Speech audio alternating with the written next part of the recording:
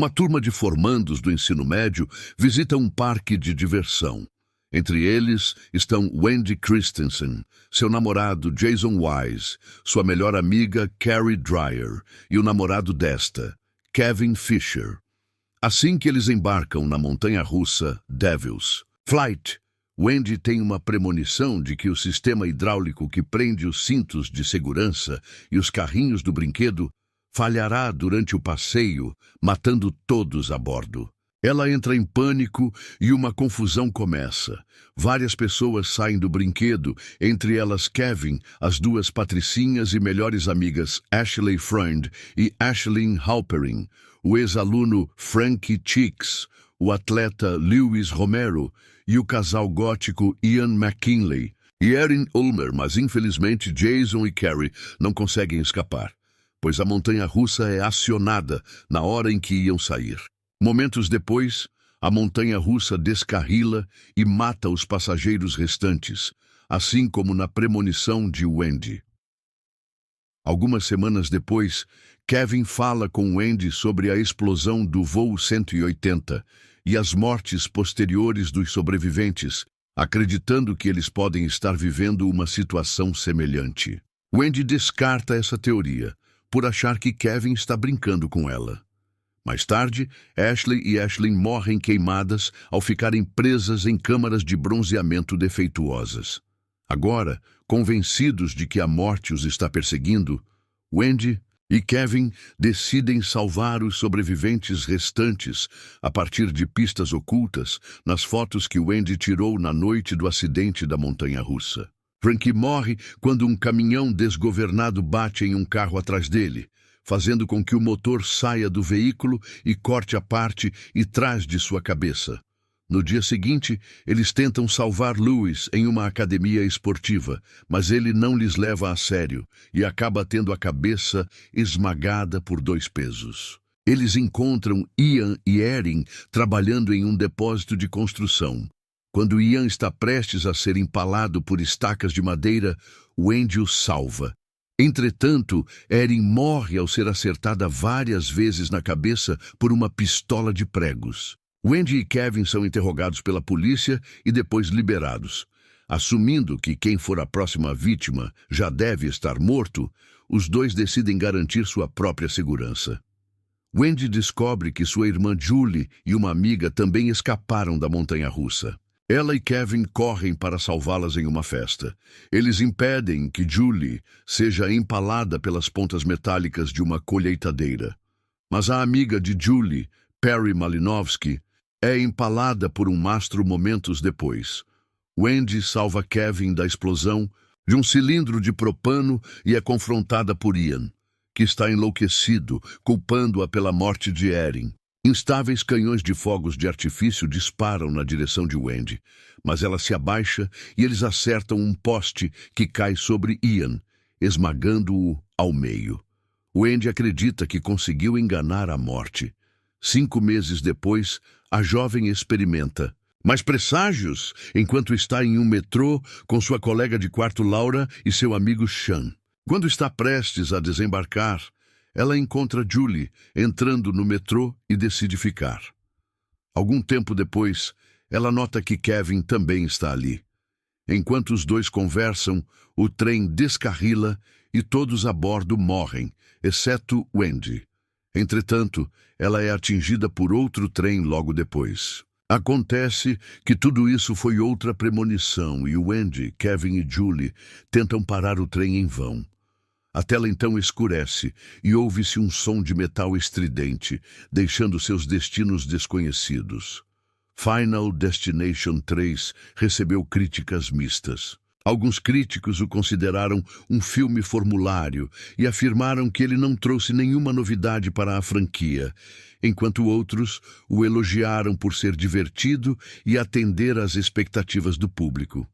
A atuação de Winstead, bem como as cenas de morte envolvendo câmaras de bronzeamento e uma pistola de pregos, receberam comentários positivos dos críticos. Com um orçamento de 25 milhões de dólares, o longa-metragem foi um sucesso financeiro ao arrecadar quase 118 milhões de dólares, tornando-se a sequência de maior bilheteria da franquia na época. O desenvolvimento do longa-metragem começou logo após o lançamento de Final Destination 2, 2003. Jeffrey Reddick, criador da franquia e co-roteirista dos primeiros 2 filmes, não retornou para o terceiro. Diferente do segundo filme, que foi uma continuação do primeiro, os produtores imaginaram Final Destination 3 como um filme individual. Richard Bryant, executivo da New Line Cinema, teve a ideia de apresentar um descarrilamento de montanha-russa como o desastre da cena de abertura. Desde o começo, Wong e Morgan viram o controle como um dos principais temas da película. A seleção do elenco começou em março de 2005 e foi concluída em abril. Assim como as 2 sequências anteriores, foi filmado em Vancouver, no Canadá. As filmagens duraram 3 meses e as primeiras 2 semanas foram dedicadas à filmagem do descarrilamento da montanha-russa. Antes de falarmos sobre Premonição 3, Final Destination 3, 2006, precisamos fazer uma importante diferença entre 2 categorias bem antagônicas de filmes de terror. A primeira responde pelas produções do gênero que são consideradas sérias e possuem histórias sustentadas por um bom roteiro, argumento sólido e direção competente. Tais trabalhos geralmente costumam provocar o que podemos chamar de medo real, além de render boas críticas para a produção. Uma segunda categoria de projetos de terror é representada por trabalhos feitos mais para entreter do que para assustar. Estas tramas costumam possuir roteiros mais simples e previsíveis, exagerar na violência e no sangue, além de conter situações que são consideradas clichês. Feita essa divisão, vamos lançar uma pergunta importante. Qual destas 2 características oferece os melhores filmes de terror? Tal resposta não poderá ser dada aqui, pois vai ser diferente para cada pessoa. Isso acontece pois existe um número de fãs do gênero que prefere trabalhos mais sérios e macabros, enquanto outros, igualmente apreciadores, gostam mais de histórias leves e simples. É por isso que é tão comum ver pessoas apaixonadas por O Chamado, Ringu, 1998, mas que odeiam Pânico, Scream, 1996 e vice-versa. A verdade é que ambas as características podem gerar filmes bons, como também diversos trabalhos ruins. Podemos então classificar Premonição 3 na categoria das produções de terror feitas como forma de entreter e provocar apenas sustos. O filme é ruim por isso? Não necessariamente, uma vez que, para o que se propôs a ser, este novo Premonição oferece exatamente o que o público fã deste gênero quer ver.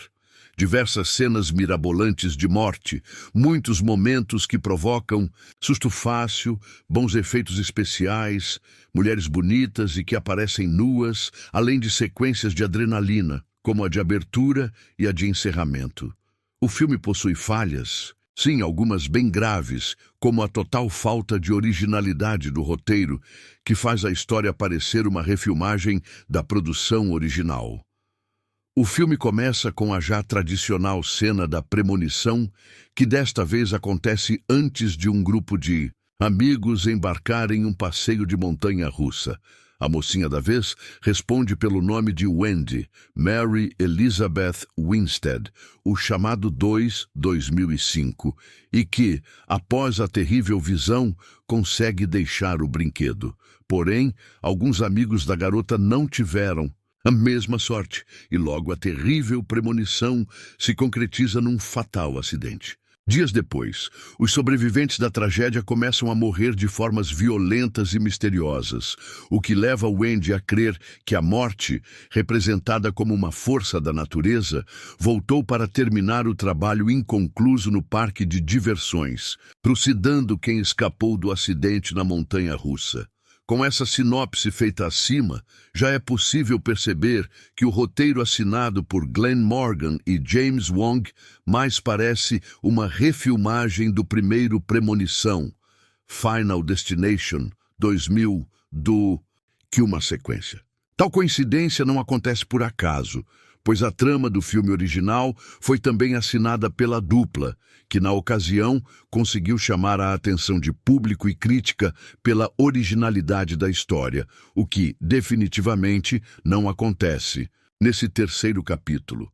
Além do mais, Premonição 3 tem toda espécie de clichê possível na forma como a história é desenvolvida, além de apresentar os personagens mais chatos dos últimos anos. São os típicos pós-adolescentes norte-americanos, as patricinhas fúteis, o fortão sem cérebro, o que só pensa em sexo, o gótico malvado, entre tantos outros já conhecidos. E o que falar do elenco?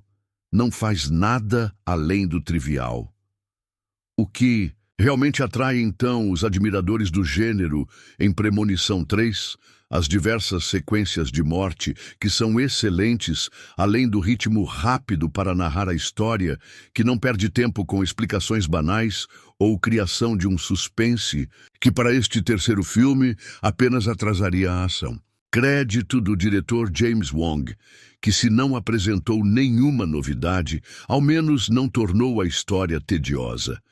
E com o orçamento de uns 34 milhões de dólares, Premonição 3 ganhou algumas ótimas cenas visuais, como a da própria tragédia da montanha russa, que não fica atrás das premonições vistas nos filmes 1 e 2. Premonição 3 teve uma produção difícil de ser realizada.